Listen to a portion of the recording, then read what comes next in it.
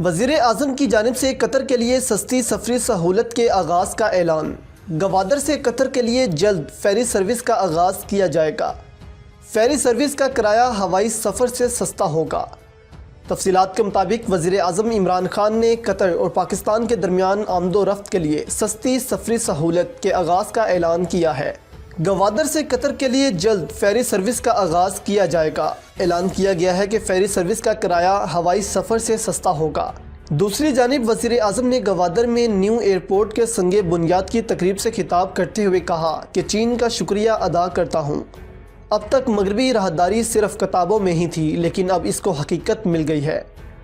مستقبل میں گوادر کی ترقی سے پورے خطے کو فائدہ پہنچے گا۔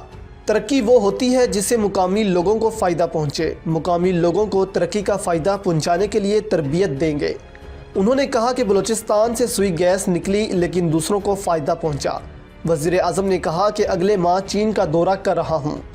ریلوے ٹیکنالوجی میں بہتری کے لیے چین سے مدد حاصل کریں گے۔